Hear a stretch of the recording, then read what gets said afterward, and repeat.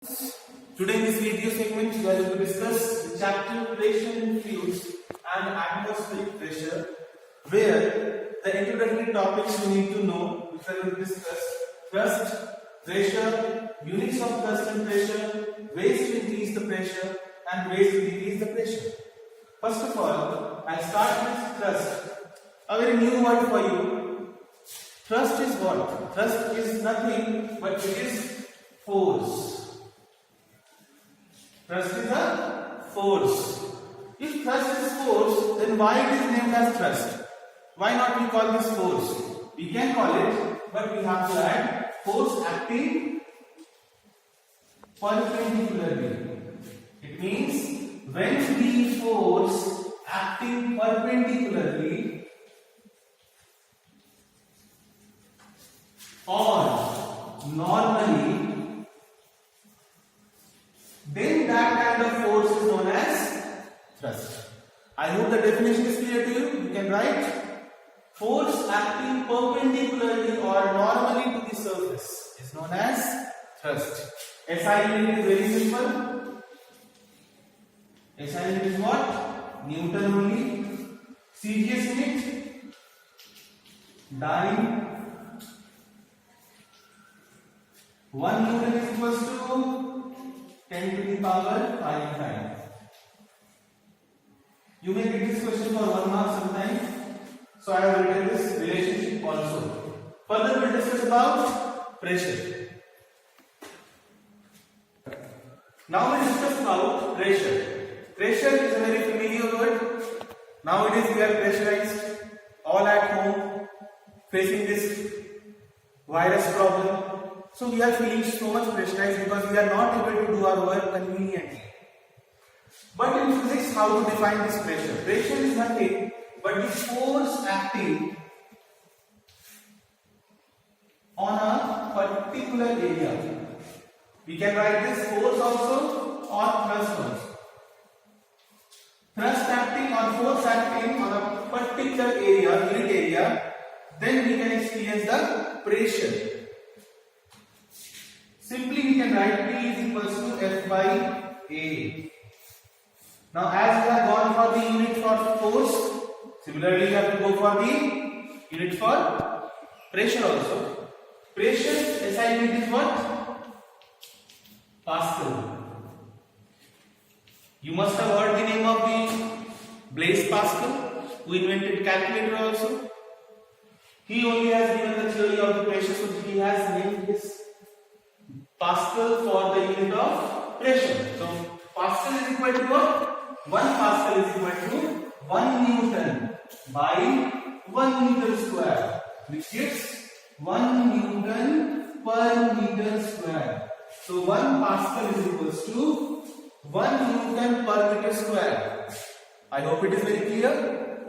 Now we will discuss about the factors affecting the pressure.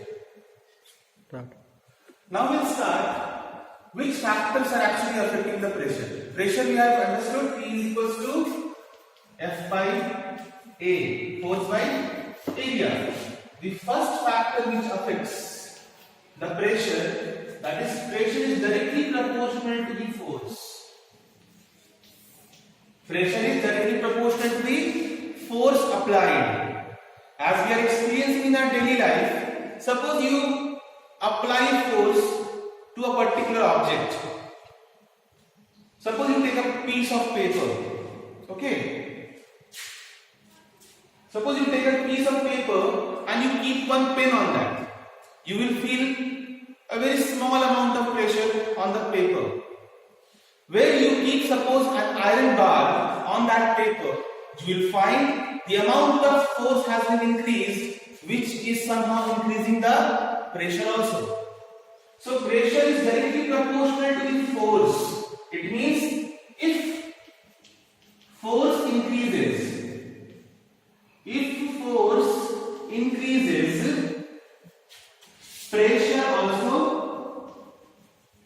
pressure also increases. Very important, students. Very important to understand this one, and very practical thing. If you increase the amount of force, we will get the better impact, or we can say that the pressure will be also increased. Second, the pressure is inversely proportional to the area. Directly proportional means if one quantity will increase, second will be also increasing the similar way. Inversely proportional means what? Just opposite, vice versa. If area is decreased, suppose, pressure will be increased. Once again repeating. If area will be decreased, pressure will be increased. And if area will be increased, pressure will be decreased. Just opposite. So in simple word, you please note down this point, which is very, very important. If you fix in your mind, you will never have any doubt in this pressure chapter. Notice that less area, more pressure.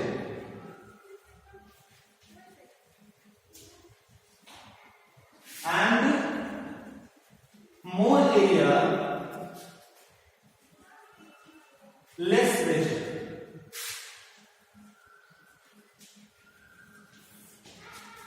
Less area, more pressure, more area, less pressure. A very simple line which deals all the factors affecting the pressure. Now I have come to the examples of this particular note, which will help you to understand the pressure in much better way. Start. Okay. With these examples, I am trying to understand that how the area is changing the pressure. You must have done this kind of activities in your daily life. I have drawn two buckets of same capacity, 30 liters. What is the difference? The difference is their handles. You can find one handle is there which is wider or thicker, we can say. Second bucket handle is thin, or we can say it is narrow.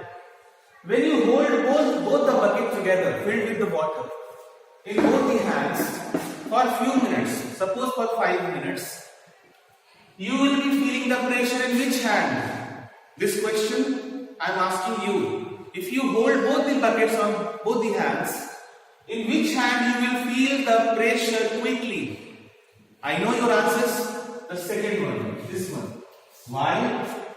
Because its handle is narrow and it is thin. Less area is there. Here, the area of contact is very less to our hand. If area is less, it increases the pressure, as I told you. Am I clear, student? As I told that less area increases the pressure, so that's why we are feeling the pressure in our hand. In this first example, it is having more area. More area than the second example, so it will somehow decrease the pressure. There are so many examples, students, in our daily life related to this pressure chapter, like the straps of your bags. Earlier times we were using the bags where the thin strips were there, due to which different marks were there on our shoulders. Nowadays, your bags, what we are using, they are having cushions also for comfort, and that's why you are capable of holding the bags properly for a longer period of time.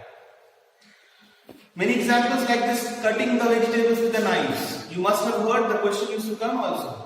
Why it is easier to cut the vegetables or the fruits with a sharp knife as compared to blunt knife? The answer is same, student. With one line, less area increases the pressure, and with the increase of area, pressure decreases.